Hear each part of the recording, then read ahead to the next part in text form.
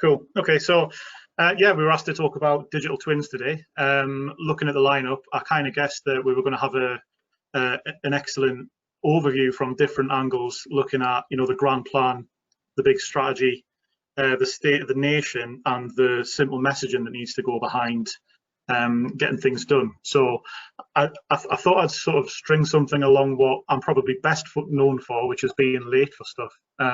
So I guess the reason behind this topic is that we're in a really good position actually, where we can almost take the hindsight of other industries and apply them to our current challenges, our existing issues, our ambitions, and actually trying to do something which can sort of mid to long term exploit the foundation that BIM set, but then also converge at the right time for you or the right time for your business with what's going on from the experts on a sort of national level.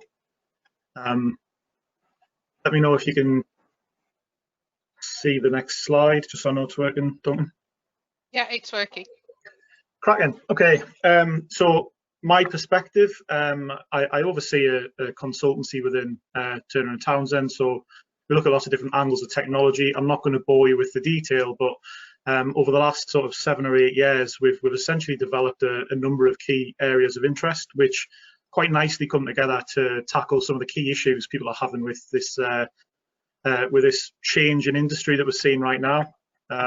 So we generally tend to focus on sort of, I call it digital maturity and transformation, but it's essentially trying to work out where the value is and help people to innovate their business model using technology. A lot of focus on BIM and information management, a lot of focus on analytics, a lot of focus on sort of the physical asset, IoT infrastructure, and actually managing and specifying what those systems look like in different types of assets.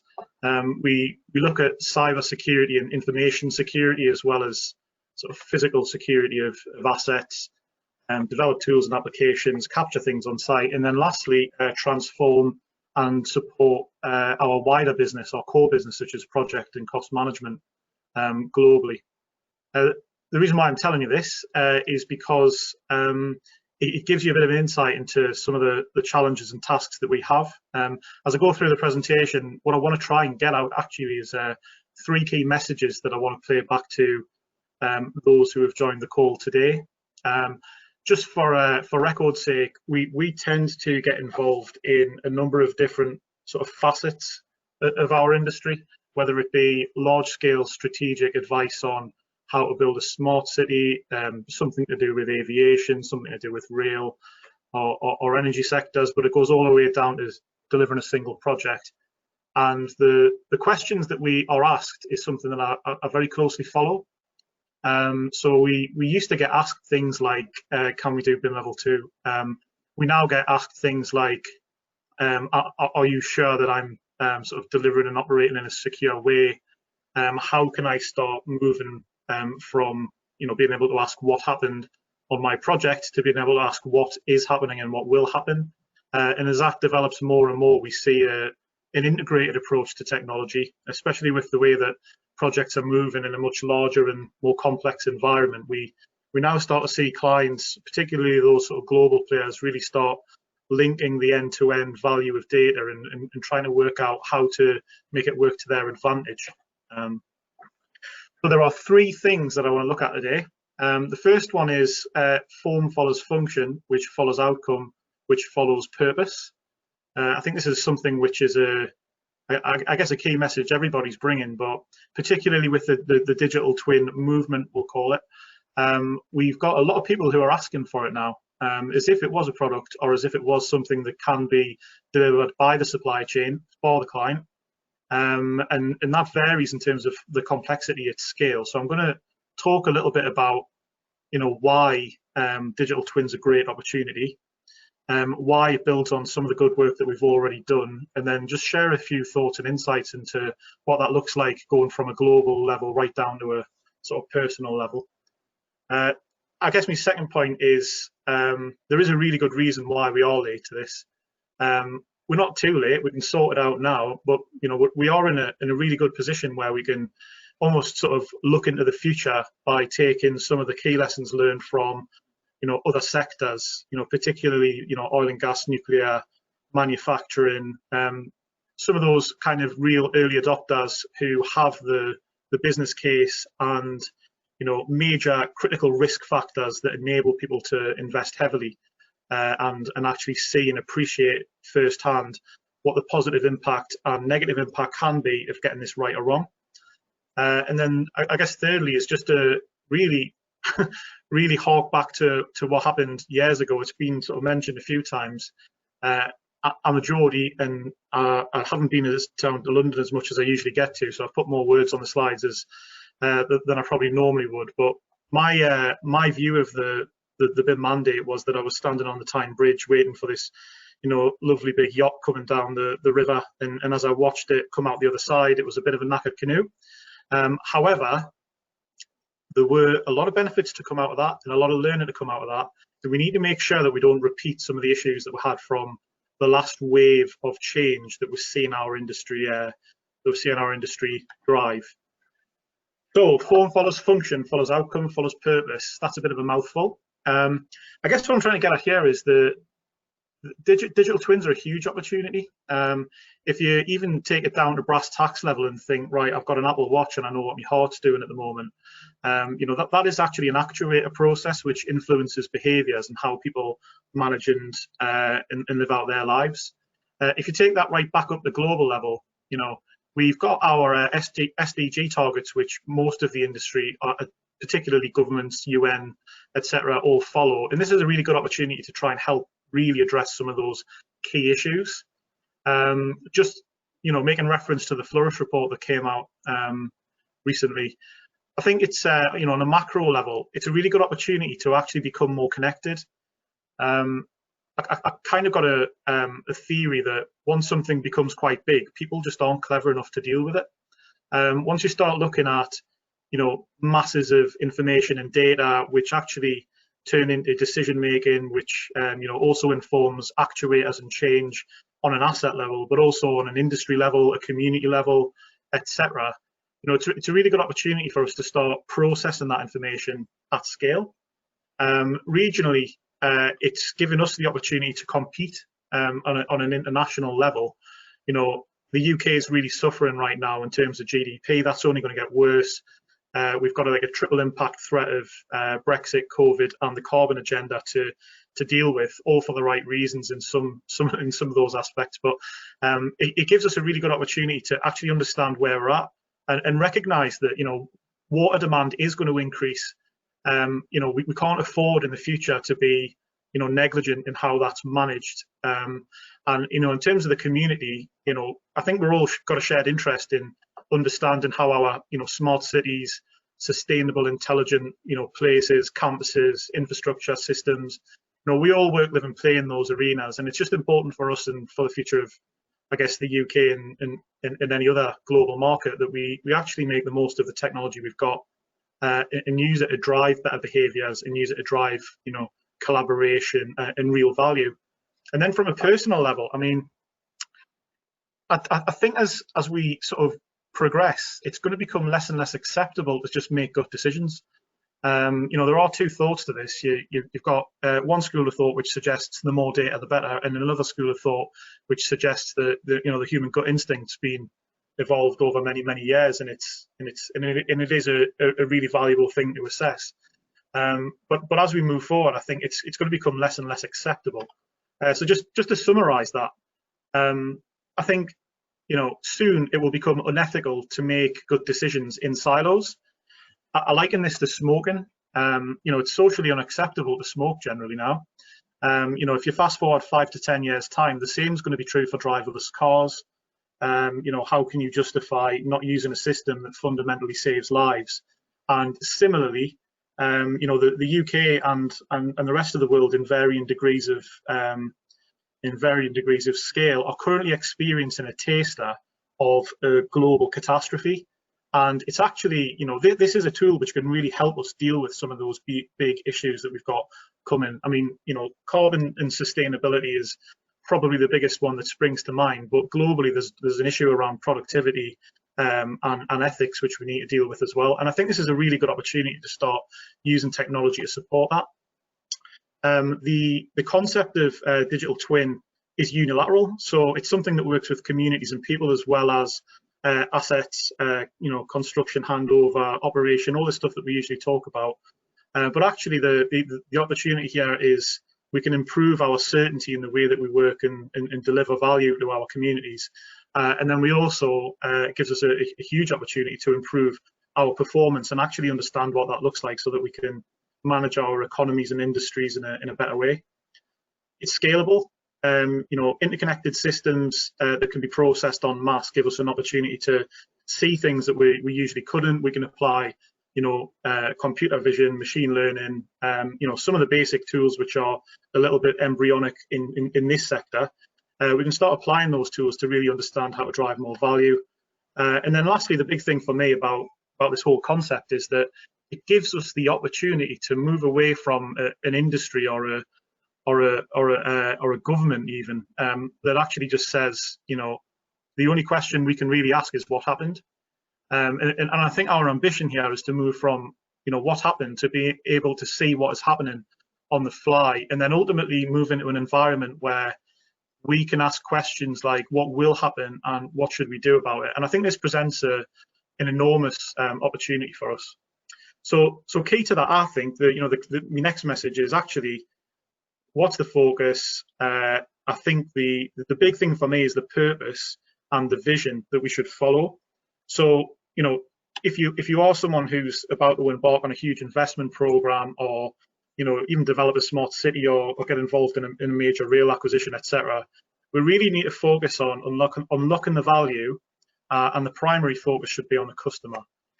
So I'm sharing this, which is a digital transformation slide, which has been developed by HMRC. So this is publicly available, and essentially this was used on a major program that we've been looking at that incorporates a lot of what we're talking about today. So it's in brackets, in quotations, it's a BIM level 2 project, but the reality of it is it's a broader digital transformation that looks at the experience on the day-to-day lives for the people who work and play in this client. Similarly to what John was talking about with Deloitte, it gives people a different opportunity to experience, what essentially is most of their life at work. So I think this is where we need to start. If you are about to embark on that journey, really try to understand what the value is to your business and your customer before starting to look at solutions. So it's outcomes and customer, not solutions and technology focused. In this instance, it's a very clear vision of looking at how it's going to impact people's lives, helping them understand what their new life's going to look like, and then taking that through the entire value chain, looking at how it's going to be operated and maintained, understand what they'll be allowed to do in future, what does their tool belt look like, and how are they going to experience life. And then, lastly, bringing you around to the old circular economy question, how do you then take that information and use it to feed back in and tie back into, other projects and other things that are going on. So that's the first thing. The second thing, I thought I'd throw a big blocky blue diagram at you because I'm a consultant, and that's what we do. So the second point, it's okay because we can sort it out now. I just wanted to highlight that this is where some people are at the minute. Digital twins, as a concept is actually really old. It's not a new thing. It's kind of new to us. It's been, developed in places that can afford to apply a lot of investment. Particularly in real estate in the UK, not so much infrastructure, there isn't necessarily that major investment opportunity to do so. So a lot of what people are doing is really trying to converge and pull together and aggregate the systems they have to make the best use of the data. So just looking across what we've got here from the bottom up, I think what we do have now is we do have a really strong foundation. What does life look like when we are delivering BIM, when we have inputs that come with standardized approach to language? I quite like John's FAIR concept. John, I think I've probably just pinched that off you for use in a further presentation that I've got. But actually, if you start looking up the chain at what people are actually interested in, you start off with delivery. That's a challenge in itself, but that's just the bottom line. How does that translate into contextual data, analysis of sensors, pulling that into systems, whether that be across a campus, a city, or a piece of infrastructure. Ultimately we need to understand how to, actuate, or respond and manage to change, during the operational phase. You move that up into the integration architecture, and you start seeing how people are, right now, looking to integrate things using, platforms, cloud-based platforms, smart places and smart spaces applications. Some of these are being delivered in a bespoke way, but ultimately people are trying to aggregate enough data so that they can augment the decisions that they make in a way that helps them respond to manage their assets, to manage their people in the most effective way possible.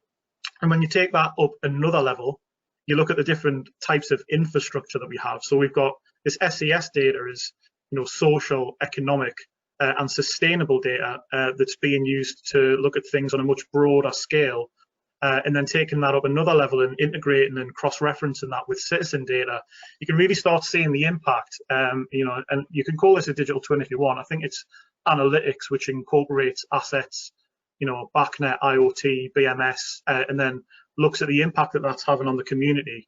You can start linking this information and seeing trends with, mental health, suicide rates, education, employment, all these big things that are really important to us.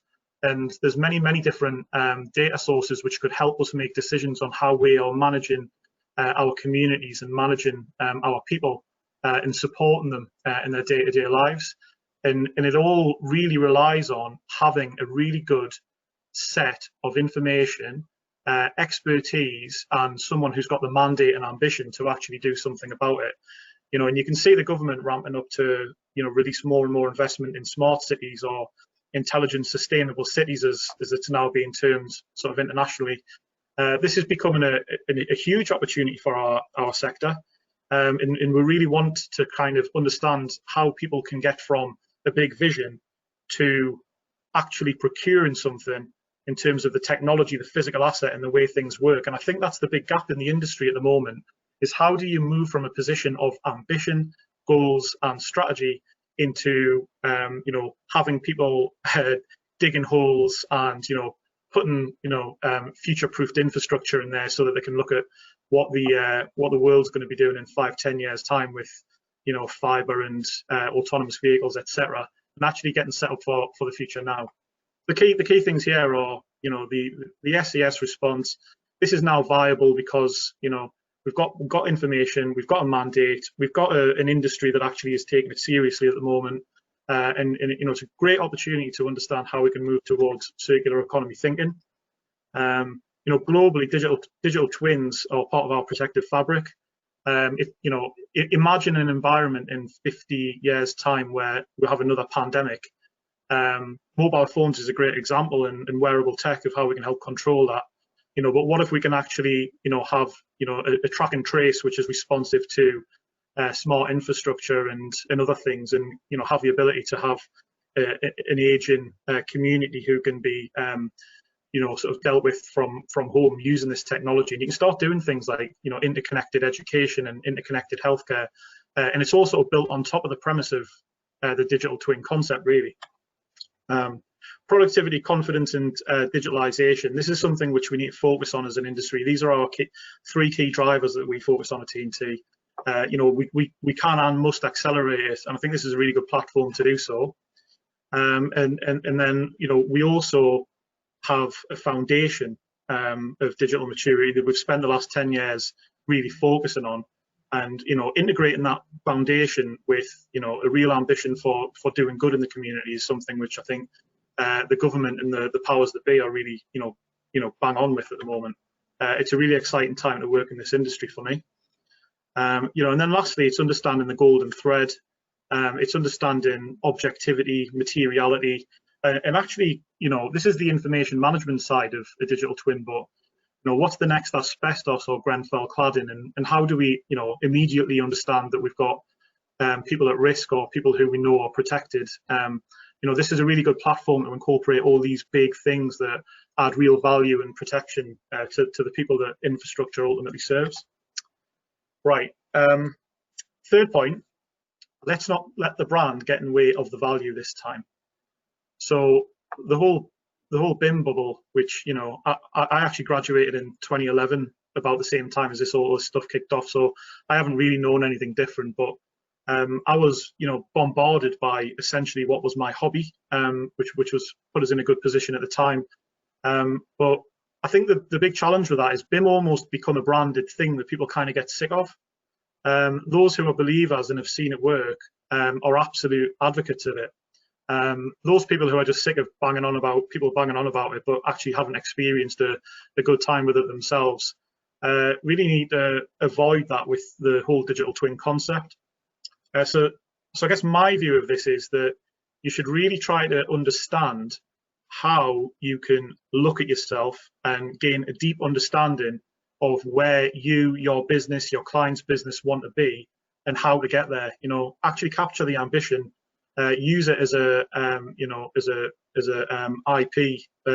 a PR tool to actually get people to come on that journey with you, and then set everyone's expectations right. I mean, we come up with this framework just as a mechanism of having discussions and understanding where people need to get to.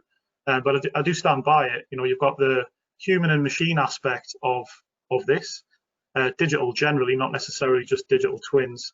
And then on the human side, you've got, you know, people and capability very much hinges on the culture, the leadership, the capability within the practitioners and the people who are living and breathing this stuff day to day. You know, the purpose of the organization, which is absolutely paramount. What's the strategy? Is there one? Do you have functions and services which can support this?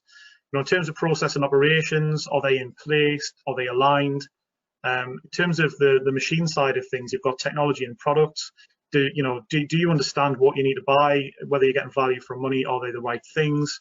And there's a lot of people at the moment who are kind of waiting for a one-stop solution, and there's a lot of people who are marketing one-stop solutions for digital twin. And actually, you know, the reality is at the moment, and you need to understand at what point your business is going to converge with something like the national digital twin. And you need to understand what the ambition is and where the real value for you and your customer is going to be, and what you need to do to the business model across these different facets to really get you there. So a few key points on this one. You know, firstly, I think it's important to have a direction. That's where I would start. I think it's critical that you frame this in an ambitious way. So it's a bold, ambitious vision of where the business is going to go, but it's not necessarily something where you're beating your people who work for you with a stick to say you're not performing well enough and this is why we need to do it. It needs to be framed in the right way. Otherwise, people will turn into fight or flight, and you won't actually get any movement with it. It's really important to share your successes and your challenges. The industry will not move on if everybody says, yes, we're doing it, that's fine, I've got a level 8 digital twin that does everything that you want it to do, and etc. I think it's really important that everyone needs to have a sense of honesty about their thinking and their experience with this stuff, because that's how everybody can learn and grow together. And then, you know, thirdly, I think being honest with yourself and more importantly, the board of the business who's investing with you, to help them understand what value they can actually get out of this. You know, don't overcook it, and also don't communicate it in a way that looks to be a sort of an aspiration. You know, this is something which is a real opportunity based on the capability that we've built, particularly in the UK, to actually market ourselves, improve ourselves, and ultimately, you know, be more productive and take away some of those headaches that we deal with on a day-to-day basis. So when we've been having these discussions, I just wanted to sort of share this concept with you as well. You know, the thing about digital twin is you've got grey areas about what one is, you've got agendas, you've got confusion. There's a perceived waste in investment. People who've just done BIM have said, oh God, have I now got to do something in digital twin? And you know, I think that the real thing to get out of this is it's just important to understand what your you know, maturity is and what you're trying to do. And what we've noticed is quite interesting. When we've been speaking to people, we've started to see some archetypes developing using this framework. So quite often you'll have, you know, a really mature people and capability section, but a really sort of poor analytics or product section, which you call like a hero archetype. That's where you've got someone working until 3 o'clock in the morning trying to, you know, circumnavigate all the issues that you've got with tech not lining up. And then, you know, sometimes you've got the tech focused archetype where people have got all the technology and tools that they possibly need, but no one ever really thought about what value they're going to get or how to use them. So it's been quite an interesting exercise, which I'm sure we'll share at some point once we've got enough data on this. My key points for this one are, you know, businesses are being thrown into sprints of transformation at the minute. I didn't want to make this into a COVID thing, but it is. Everyone's just bought some software. It's good because it's getting people to familiarize themselves with remote working, the value that you can get from well-structured data processes and you know, cloud-based collaboration. But actually, it's a really good time if you want to start looking and rethinking how you're going to, you know, operate in the new normal. It's a really good time to start looking at this stuff and thinking, well, you know, what are the building blocks that I can build now that will ultimately help me converge with the National Digital Twin Initiative? Is it about the capability to serve the client? If I am a client, is it about getting your analytics in the right place, or even just coming up with a strategy? And you know, there's things that you can do right now which will stick. Which, you know, if you've got an ambition or a passion to do some of this stuff within your business, I'd recommend it. Understanding human and machine capability. So demand and value actually is what's critical here. Quite often someone will, you know, I see tenders quite regularly when we're delivering sort of capital phase projects that just say, yeah, digital twin, I want a digital twin by, you know, REBA stage 4 or something. It's like, well, okay, don't know what that is, but let's have a discussion around it and see if there's anything to do with performance analytics or whatever that can actually support some sort of transition. But, you know, really understanding the demand and what the value is, I think that's the most critical thing. And then I guess the last point on this slide is the benefits themselves. Use this to innovate the business model. Do not apply a digital twin process, you know, if and when that happens. It might be 3 years down the line or 10 years down the line. Do not do this to rationalize and digitize what you already do. Do this to sort of rethink, you know, what are the things that you do right now which have, you know, built up as processes over time, which are essentially just sediment, you know, process sediment that have built up, things you do that you don't need to do in this new world. Really understand what those are. Really understand what those are. Really understand what the business model looks like, what the data architecture looks like, what the information architecture looks like, how these things interoperate, and how you can really understand and track value. So these are kind of my key points if you're starting to embark on this sort of journey.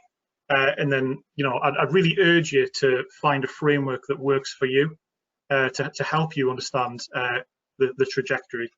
So I'm just gonna close out now because I've waffled on for quite a while. If I was going to give you 4 or 5 key things to finish off with, quite often do this. When you're going into this, go with your eyes wide open. Do the research yourself. Look at the credible sources of information we've got coming out of Centre for Digital Build Britain and its sort of partners. You know, focus on collaboration, connectivity, and transparency. That's key. You know, if you're going to do a big business change, it's really important that everybody's alongside with you. They understand why they're trying to do it. And, you know, just as I showed with the customer journey earlier, what does it mean for them? You know, how will it change their lives? And ultimately, you'll just get better adoption, whether that's at project level, portfolio level, or across, you know, like a major piece of investment like an airport or infrastructure. You should really be focused on trying to manage by fact. You know, there is an opportunity now to, you know, augment any decision that you make with data.